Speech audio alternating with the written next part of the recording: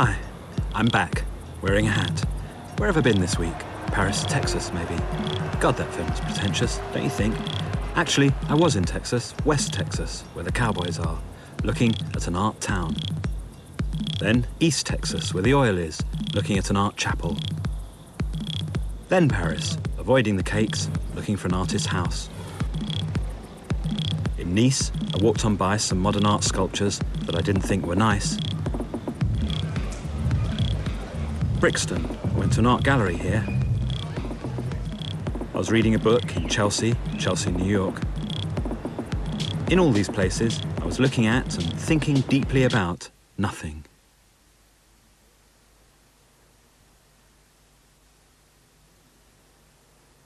In the world now, there are artists painting blank canvases, paintings of nothing. Because in modern art, shocks matter, beauty matters, but nothing matters too. Why does modern art endlessly return to blanks and emptiness, to nothing? There are abstractions, basically blank canvases without any imagery at all, throughout all periods. Do they mean the same in Russia in 1915, for example, as they do in New York in the 60s, or in London in the 1990s? When art is empty, is it about some kind of special void, different to ordinary emptiness? What do voids mean, anyway? This programme, now unfolding from this minimal white studio, is about modern artists making something out of nothing.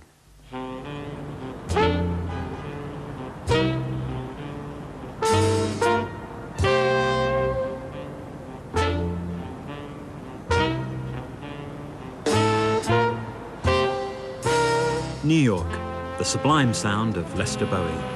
It can only be coming from one place, the studio of Robert Ryman. When he was young, Ryman was a museum guard during the day and a jazz trumpeter by night. In the 1950s, he started painting all-white paintings that were always square. Soon he became known as the artist who did that. R, that's his initial.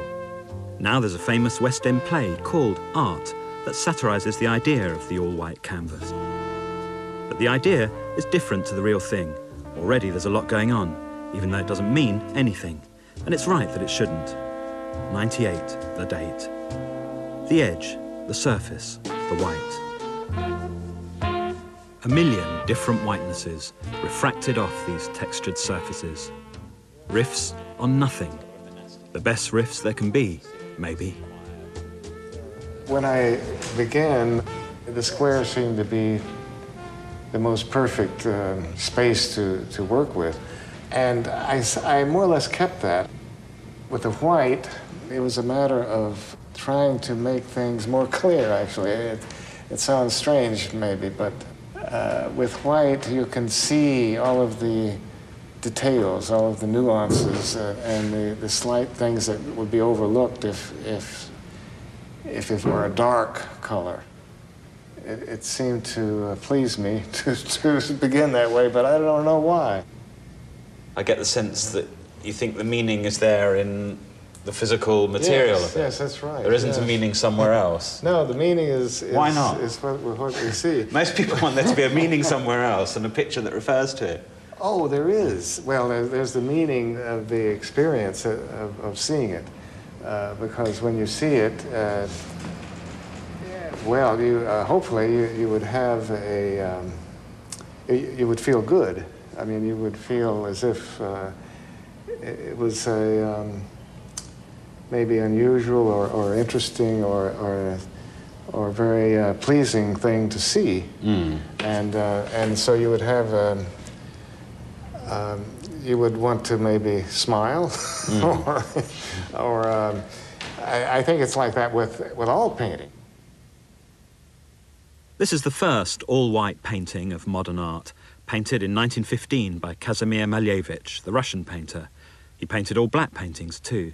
It was suprematism, the art movement Malevich started.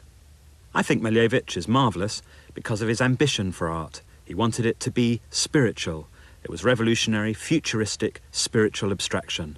For Malevich, suprematism was like Russian icons, with all the ecstatic, super-religious, mind-blowing power of a picture of Jesus, only with the light coming off of a square instead of the face of the Redeemer.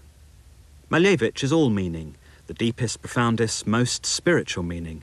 There isn't much there otherwise. Squares filled in plainly.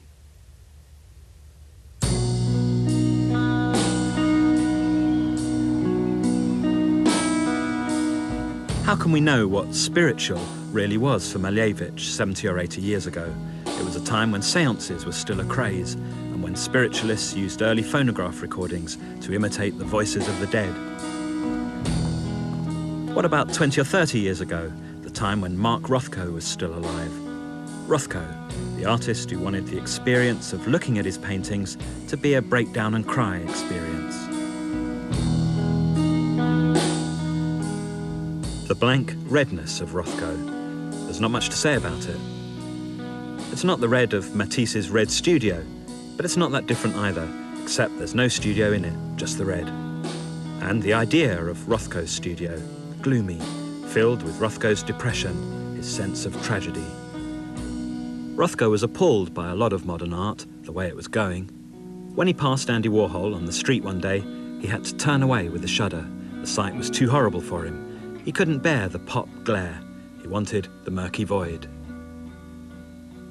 And we've given him the job of being our tragic artist of nothingness. We will never say, well, this Rothko is maybe not much good. That one before was better. Weighing them up like that would be sacrilege, because that's the way we believe in Rothko, as somehow beyond reasonable understanding. Unless we don't like Rothko, in which case we say they're all rubbish and laugh at modern art.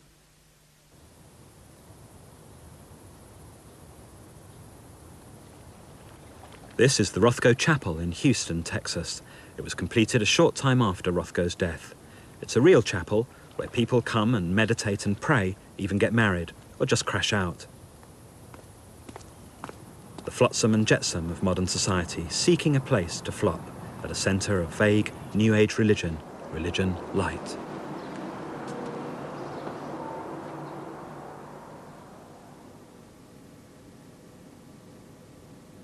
His paintings here are the grandest, darkest, blackest, most unfathomable ones he ever made. Bloody hell, they're black. Rothko said there's no such thing as a painting about nothing. The subject, he said, is crucial. And for him, the only subject was one that was tragic and timeless. Well, these paintings in the Rothko Chapel certainly are somber, inky black, doomy black. Sometimes there's a faint border around the edges, sometimes not even that. So they're not paintings that draw you in. You're forced to think, well, what else is there here? Rothko divided up the paintings into triptychs and single huge works, suggesting supreme beings and holy trinities, maybe even symbolic crucifixions. And certainly this is a place where modern art has a definite use, and where the Koran and the Bible are the guides, not art catalogues. Well, it was May 1975. I guess we chose to get married here because this was a place of contemplation, and I, for one, it was the second marriage for Carol. I wanted a place that didn't have a lot of frivolity and to do. I just wanted a nice, quiet, small ceremony, and we agreed that this would be a good place to have it. I think the thing I enjoyed most about it is the contrast with kind of the circus atmosphere that attends most weddings. I definitely wanted to get away from that. Well, I felt it was a place where people could meditate and reflect, and in this way, what we said to each other would really stand out rather than the environment, or words would be important. At the time, we would say, we're going to have our wedding at the Rothko Chapel, and people would say, oh, what a depressing place. Why would you want to have a wedding there? And I always had the opposite reaction to Rothko. I actually felt elation, because whether it was true or false, the rumor at the time was that Mark Rothko had executed these paintings shortly before his suicide. But when you look at the paintings, you actually see quite a bit more than depression and despondency. Rothko is a Russian Jew who lived most of his life in New York. He wasn't religious, but he was given to making big pronouncements about the connection between modern art, the kind of art he made, and the awesome mysteries of religious belief. For a long time, that kind of talk, and the pretentious discussions that surround the art of Rothko and that attempt to explain it in terms of deep spiritual meaning seemed oppressive. Rather than making him a more sympathetic person, they make him a less sympathetic one. And the whole idea of the Rothko Chapel, where Rothko is supposed to be at his Rothkoist, dark, brooding, big, seemed a bit too much. But actually, when you come here, the effect is serious, it is stark, but it's not grandiose. It's simple, modest. You think, yeah, a chapel in the modern world. Rather than sneering, you think there should be more of them, more Rothko chapels.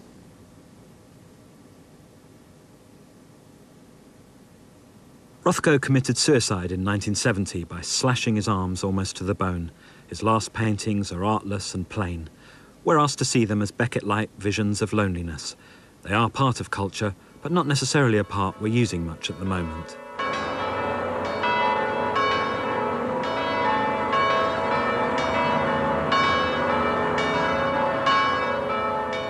The bells of the Sacré-Cœur in Paris, solemnly pealing.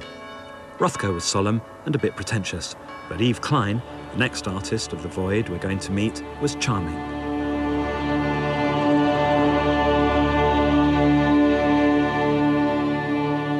This is International Klein Blue, IKB, the ultramarine pigment Yves Klein patented under his own name to make monochromes with. The sound you're hearing is the sound of a symphony Klein orchestrated, a whole orchestra, just one note. It was his monotonal symphony. I'm listening to it now on a CD in Klein's old flat. Here's a Klein painting in a museum. It's a handsome sight. I look into it and I see the Klein belief system, partly because I'm seeing my own reflection. Klein's theatricality is very much in tune with nowadays. Rothko is askew with nowadays. Klein is right up there with the Turner Prize and Andy Warhol, our saints of now. Klein's blue is often textured, but the texture isn't tortured modern art texture, but rolled-on texture, obvious and light.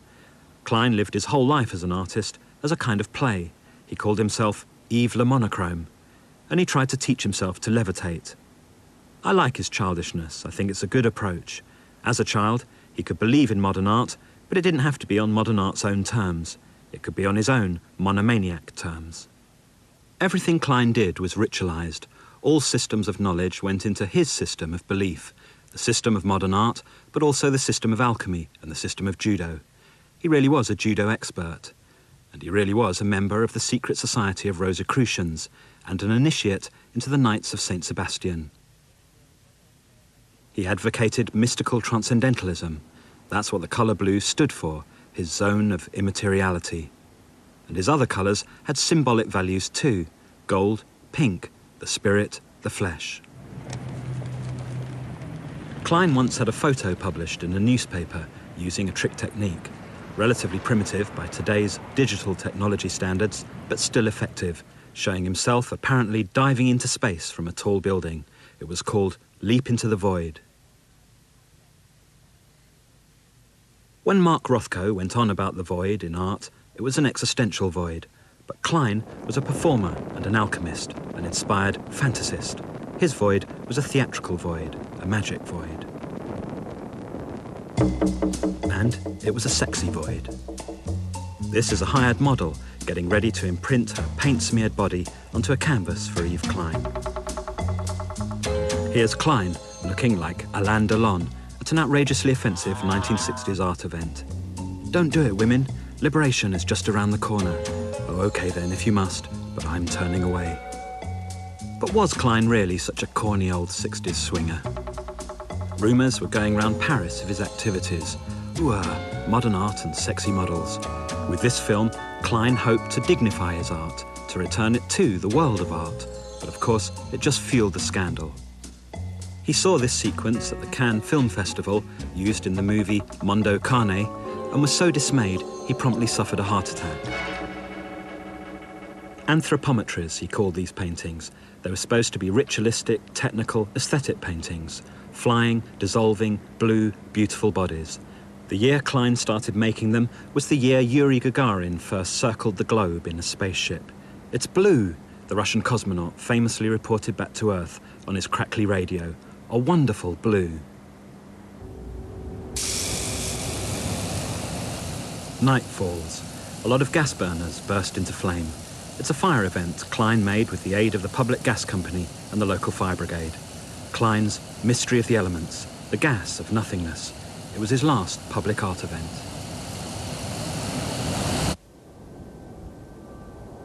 And now, the blue void, which Yves Klein finally disappeared into on June the 6th, 1962, aged 34, after his third heart attack. And now me, at the Modern Art Museum in Krefeld near Dusseldorf. It's the last stop on my Yves Klein trip, where Klein's most stark memorial to his ideas is kept.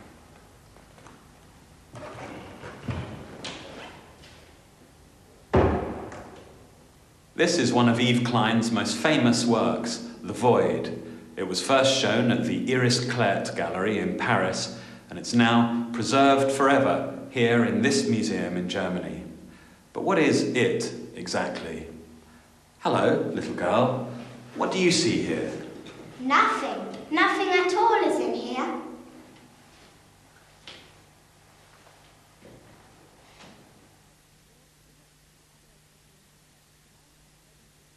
It's true, there's nothing in here at all. Well, a keyhole, some features.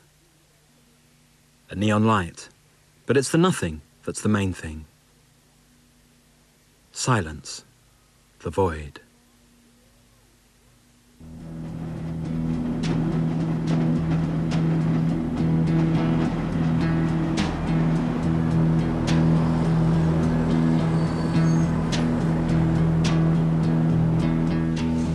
Welcome back.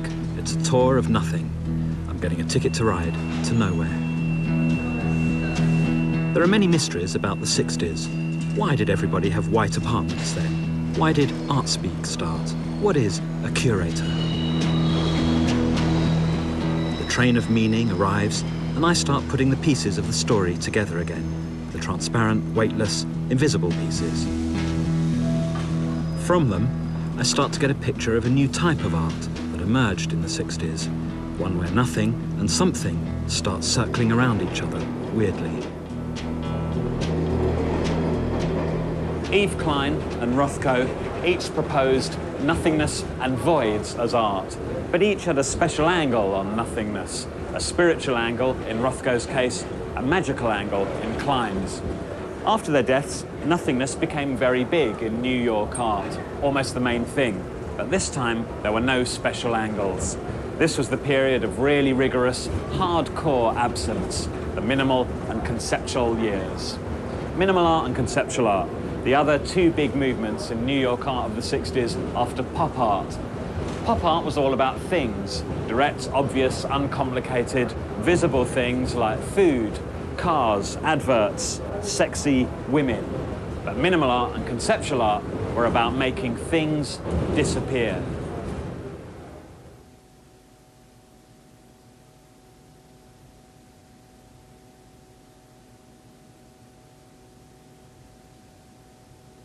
These are early works by Dan Flavin. This one's from a bit later. The difference is the difference between things that are a kind of cross between painting and sculpture and a thing that is basically minimalism, which was neither painting nor sculpture. Minimalism came out in the early 1960s. It was the hardest look modern art had yet come up with. Nobody knew what to think about it. It seemed like pure blanks. The artists hadn't made the objects themselves, they just ordered them up from factories or bought them from shops. There was a huge spate of articles and statements and manifestos about what minimalism meant. Was the art in the objects, even though the artists hadn't made them themselves, or was it in the space around the objects? Was it a mysterious interaction between the audience and the object, between the mind of the viewer and the object? Was the object still art when nobody was looking at it? Or, when the gallery lights went out, did the object just sink back into the ordinary functional world of sinks, or light fixtures, or metal boxes, or bricks? The Tate Gallery bricks.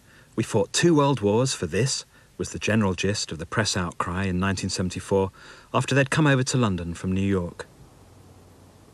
Equivalent 8 by Carl Andre. It's the 8th in a series from 1966. They were all made of bricks, just laid on the floor. People thought it was outrageous conceptual art, the utter height of put-on art. Clearly there was nothing there, they scoffed. But they were wrong. Andre's radical stripping down to almost nothing is a stripping down to an important something. He wanted to get rid of associations. He just wanted the pure matter. There was an idea with minimalism that it should have the ordinary thingness of things in the real world, as opposed to the art gallery world. But you had to be in an art gallery to get it. Matter, as pure as it can get. Not even the shape of matter, but just the properties of it. The staggering full stop of sculpture, from the pyramids to this. I've been reading my book again. All the statements and manifestos and ideas of minimalism are now jangling together in my mind. You can understand a lot about minimalism just by looking around. For Andre, it's the pleasure of matter that matters. New York is full of matter. The look of minimal art is really a New York landscape look, shorthand things, the most direct you can get. That's the clue to minimalism. It wants to get rid of everything that isn't needed, so that what's left is better. Let's walk over to Donald Judd's house. He won't be there because he's dead. He passed on in 1994, but some of his old work is here, and the work of his minimalist friends, like Carl Andre and Dan Flavin. Judd is historically the main minimalist. He started out as an art critic, and in the early 60s, he wrote a lot of articles defending the new sensibility of work like this. Dan Flavin light installations. Steel box forms on the wall by Judd, his trademark form, the box.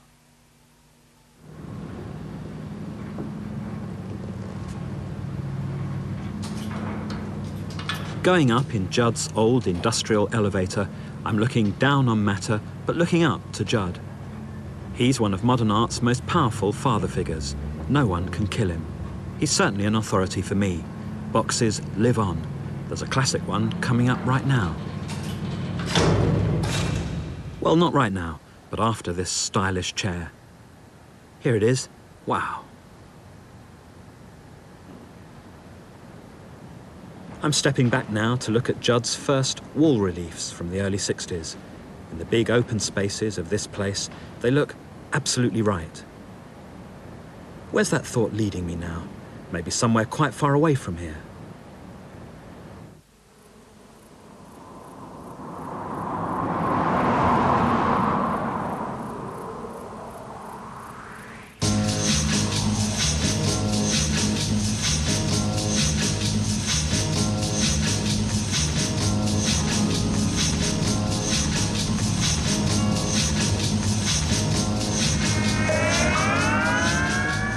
The big open space of Texas. I'm on a journey out to Judd World. Many art people have made this trek over the last 20 years. You need an expensive hire car from Budget Car, though.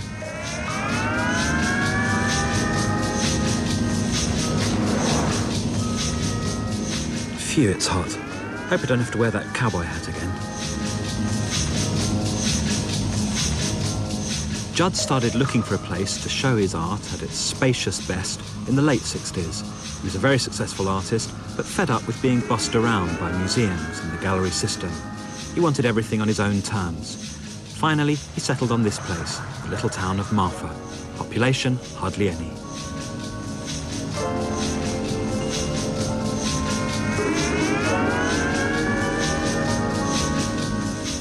Carmen's Cafe. Let's get some tacos and waffles and other fattening stuff. Maybe some of the watered-down coffee they drink out here as well.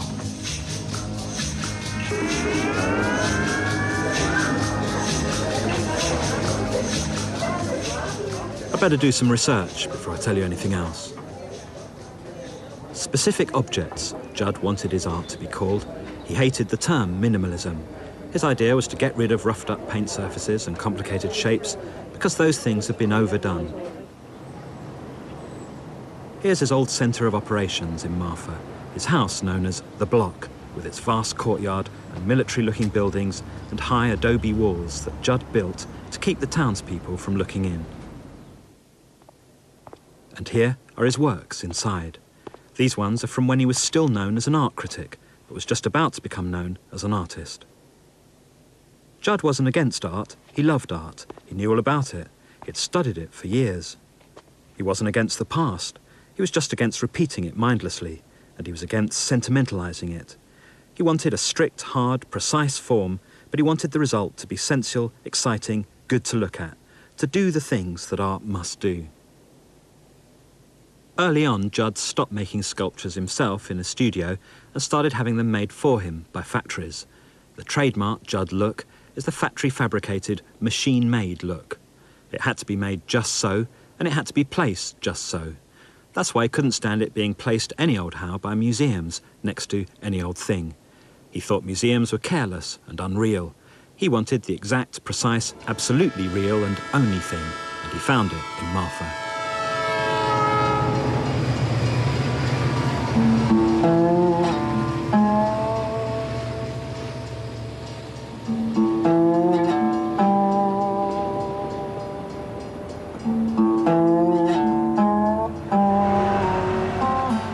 Gradually, through the 70s and 80s, as Judd bought up more and more buildings in Marfa, building up his minimal art empire here, installing his own work and the work of his friends in former supermarkets and banks, inviting art world people to come out and look at it all, and setting up architectural studios and sculpture restoration studios, he became a legend in Marfa. He was the most powerful property owner around. Now, 5 years after his death, his name is everywhere. But still, quite understandably, nobody here has much idea what his art means. For example, here's the guy I bought my hat from. Donald Judd came to this country. He was an outsider, a stranger. He brought art out here that people just didn't understand. And he didn't really care whether people understood what he wanted to do or whether they didn't. He made his own rules up and lived by them. There wasn't resentment, it was more the fact that it's hard for people to take abstract art if they've never been exposed to it. Well, I'm still not an abstract art person. I know at one of the parties that Donald had, there was a huge piece of canvas. Had a little dot right in the middle of it. And this lady came up, she said, "Oh," said, "isn't that something?" Said, "The simplicity of it." Well, I mean, you know, this just isn't quite my cup of tea, let's put it that way. But for those that like it, it's great. And it certainly has been a boon to the town and to the community.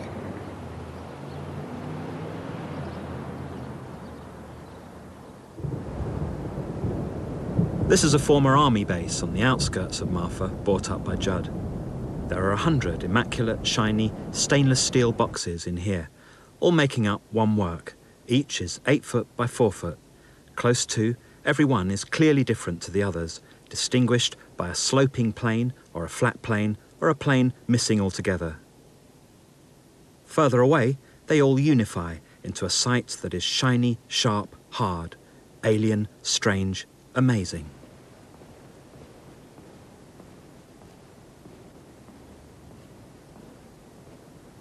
I look at them and think how completely alien to Matisse's art they are, for example, and not just to the people of Marfa.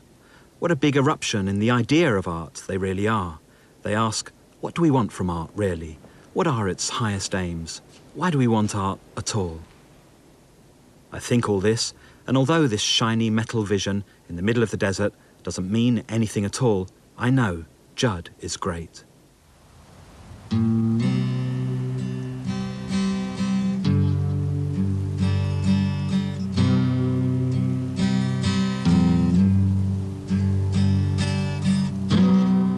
But if Donald Judd is awesome and a modern art father figure, he's a rather Old Testament father, and towards the end of his life, he started showing all the faults of a classic bad dad.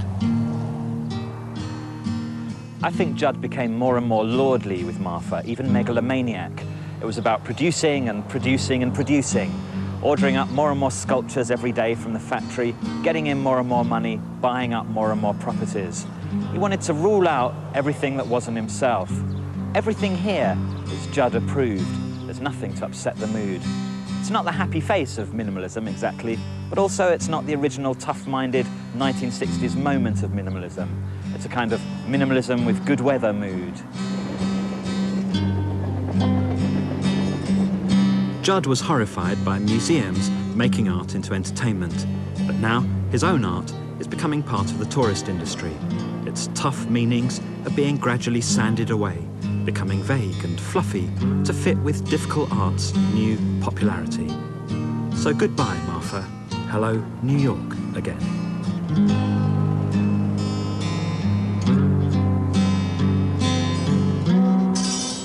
Minimalism came out at a particular moment. Now that moment has passed, but minimalism lingers on. In fact, it's even more massive now than it was before. Before, it was really only bought by a few collectors and museums in Europe. Now, it's part of weekend leisure experience here, for New Yorkers to go and see spectacular displays of recent minimalism in the new galleries in the Chelsea district and enjoy a kind of post-brunch, religion-light experience. Richard Serra's exhibition, Talk to Lipses, at the Deer Centre for the Arts, there's 3 big metal sculptures in a big space. They're made of metal plates, each plate weighing 40 tons. The biggest sculpture has 5 plates, that's 200 tons. It's an amazing experience to walk through them, to walk around them. The plates tilt inwards and outwards. You feel off balance. It's a little bit dangerous. But actually, you only have to think about it for a moment to know they can't really fall on you. They're too heavy. The things that make them alarming, their weight, their leaning, are the very things that will make them stand up forever.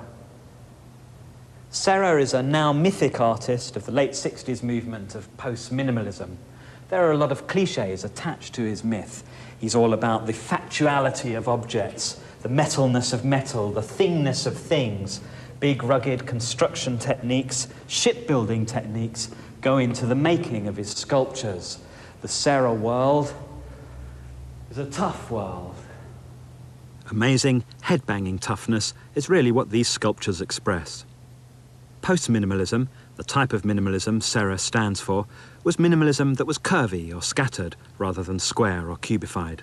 There were reasons for both those looks in the 60s, but the explanations don't mean anything anymore. Very quickly they became semi-religious incantations. We pay homage still, vaguely knowing there's something missing, but thrilled by the vastness and the knowledge that in the old days a Serra really did fall on someone.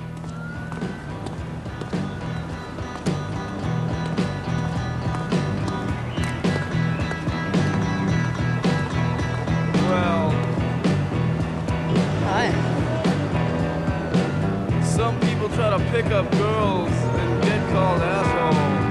This never happened to Pablo Picasso. He could walk down your street, girls could not resist the stare. So Pablo Picasso was never called an asshole. Jonathan Richman and the Modern Lovers was a proto-punk record from 1975. I bought it when it came out because of the name, the Modern Lovers. It was already making a good statement. Track 4 is a song called Pablo Picasso. It just drones on in E without any complicated chord changes or any changes at all. And the words are about the way women would fall for Picasso. The verses are intoned rather than sung. Well, he was only 5'3", but girls could not resist the stare. Pablo Picasso never got called an asshole. Not in New York. I didn't know it at the time, but this was the sound of postmodernism. Picasso doesn't really rhyme with asshole, and of course Picasso famously never came to America. He was much too arrogantly European. And was he really only 5'3"? In fact, the song is all lies. The words are deliberately empty. Emptiness. Postmodern art of the 70s and 80s was an art where all the old meanings were drained out.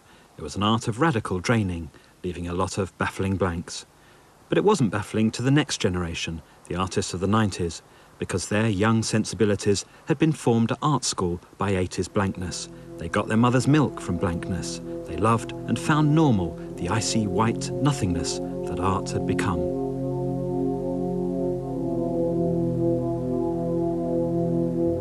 Here's a young one now, Glenn Brown, copier in stunning detail of other people's art.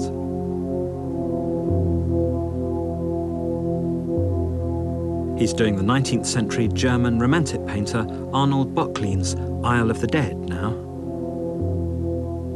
Why? Is he obsessed by death? But he's done Salvador Dali and Frank Aubach too. All the paintings take a very long time to make, and they kind of reflect a certain sense of boredom in making them, or a certain sense of isolation of being in the studio too much. They reflect an unhealthy life, a sort of isolated life. They're not social paintings. They're they're a bit existentially sort of enclosed and self-reflective a bit too much.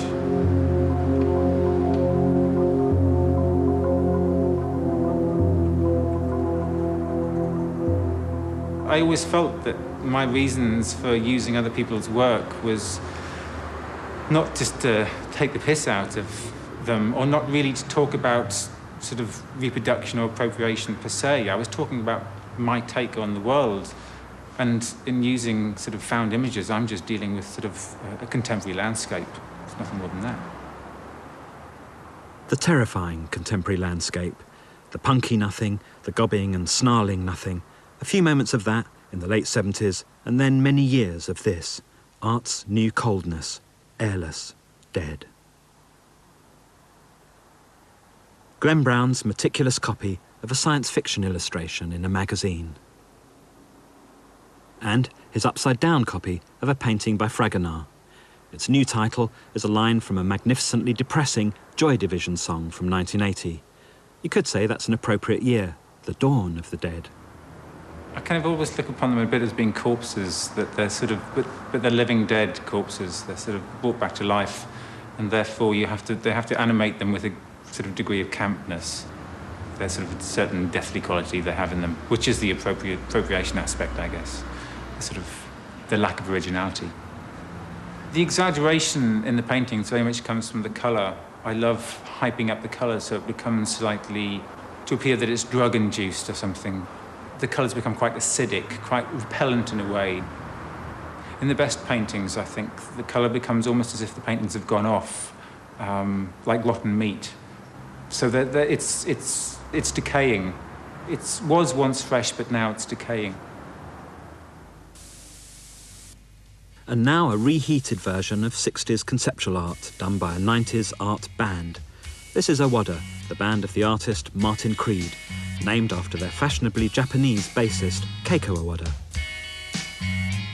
Some of his songs are just countdowns of fractions until they get to 0, or whole numbers counted out from 1 to 100. These are 30-somethings. I'm only 10 years older than them, but there's definitely a gulf between us.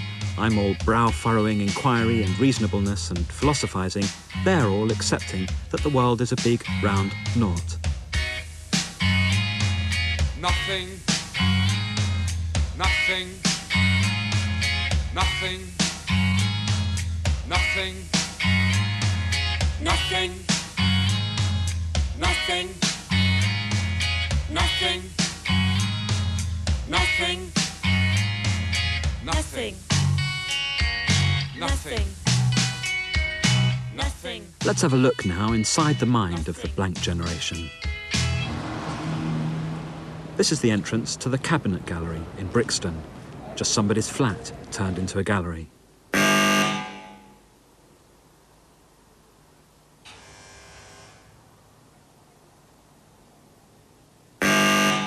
Here's the sound of the doorbell, amplified through an amp. It's an artwork by Martin Creed.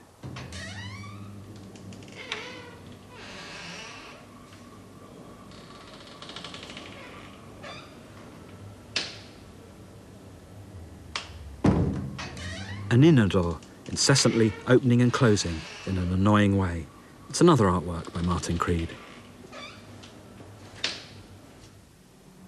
And here's another one. I was just trying to make something from a piece of paper, and a sphere seemed like the most obvious shape. It's equal in all directions, and I like the fact that it disappears when you put it in the world. But if you look at it closely, it's quite a, well, it's a reasonably well-made sphere. It's not. It's a screwed up piece of paper. What's the context? How do you make it go from a screwed up piece of paper to a reasonably well-made sphere to a work of art? I don't call it a work of art. It's roughly a sphere. There's no doubt about that. It's a ball of paper. Are there titles that link all these, or do they all have different titles and different concepts? Well, they're all numbered, because I think of them all as being the same, really, and I wanted a way of titling them that treated them all reasonably equally. What's this one's number? So this is work number 101, I think, or 2 maybe. But then they all have descriptive titles as well.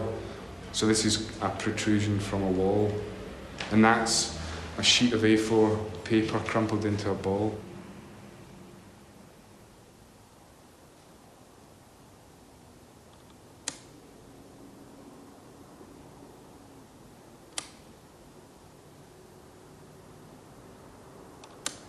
All I have to do is make enough decisions to be able to come up with something. So a lot of the decisions that are made are very straightforward because I don't feel I have any basis on which to make decisions. So a lot of the decisions are non-decisions. What's the basis that's missing? You think you've got no philosophical basis to make decisions? Or? I don't feel I have any basis. So you're always starting from nothing? Everything you do is an advance on nothing. I find it difficult to choose one thing over another, to say one thing's more important than another thing, to judge. And so I try to not to choose, not to judge, and to make decisions based on that. I find the same difficulty in real life. Deciding, what colour shirt to buy, and so on. How would you? I don't make a distinction, and I don't make a distinction between art and life because I don't think of it necessarily as art. But if there is any kind of absurdity, to me, it just comes from it being something and nothing at the same time. Hey, it's a crescendo of nothing.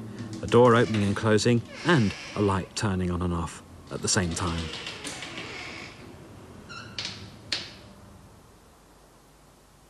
Why would a 90s artist paint a monochrome? These are grooves in the surface of a yellow monochrome by Jason Martin. And here's a white one. Just one colour, white. It's nice. Here's a transparent one, no colour, a nonochrome. Thick matter spread out. Rymanesque and Carl Andre seeming too.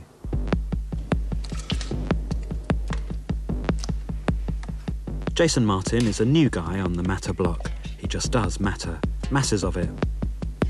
What you see is what you see. That was a saying from 1960s art. It applies to this art too, 1990s art with a 60s spin. Each painting has hundreds of pounds worth of paint on it. The paint is plastered on. It must be an equalish amount all over. There can't be bald patches. It's slabbed on. Get up that ladder, slab boy.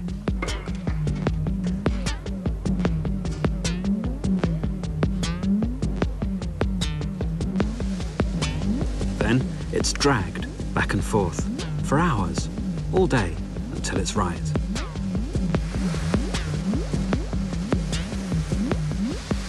Work that surface.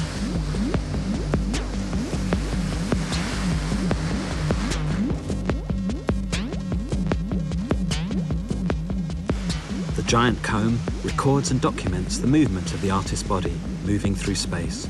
So what, we would say if we weren't artists. But to artists, it's an important idea from the 60s. It's being kept alive now in the 90s in suspended animation as just a reason to do something now, a reason as good as any other. The final thing, a dark blue, heavy, thick, glistening, physical, strongly smelling monochrome. Serra's heaviness, Ryman's inflected surface, Klein's concept a bit, Judd's handsome rightness, conceptual art's any idea will do credo, even if it's a painting.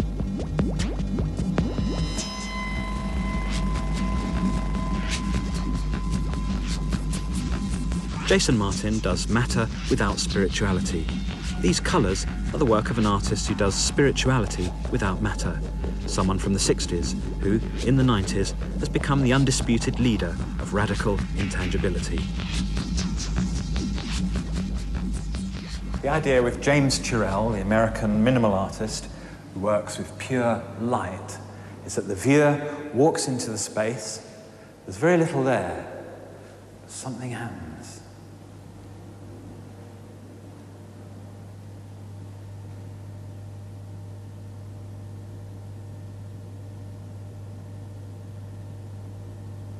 Nothing's happening. At least, not if you don't want it to. This is the most religious minimalism gets. The popular weekend minimalism experience. The feeling a bit sorry about Tibet experience. It's dreamy. In fact, I'm having a dream right now. Ooh, I hope it's not a nightmare experience like Twin Peaks. No, it's a quasi-religious experience. That pure white shirt, those sandals. Hey, Jesus. This is James Turrell's Meeting, a square looking out at the sky. You sit in a square white chapel-like space and look up at a square minimal section of real sky. James Turrell is a minor figure of 1960s minimalism who has become a major figure of new fin de siècle minimalism. The change isn't in his work. It's always been pretty much like this, but in what people want from minimalism. In the 1960s, one of the tasks of minimalism was to get rid of mystery, because mystery in art had come to seem rather light and easy and not tough enough. Now, in the late 90s, mystery floods back, because being absolutely spectacular, like this work is, but at the same time rather light and easy, a little bit mysterious, but not remotely hard on the brain, is minimalism's new job.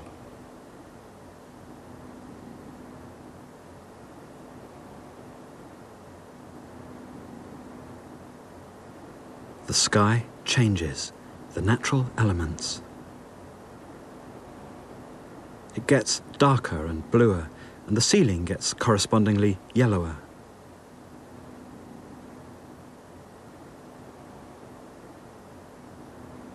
What happens when it does that? We space out. We hear ourselves breathing. It's like transcendental meditation.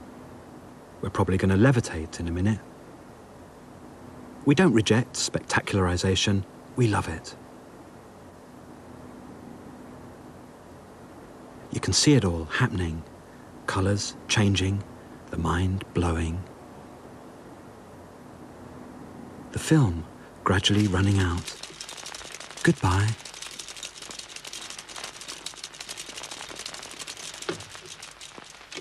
This is Modern Art continues next week.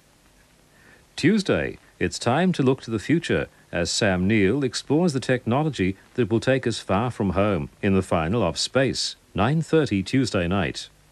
Stay with us now for our movie, The Water Dance.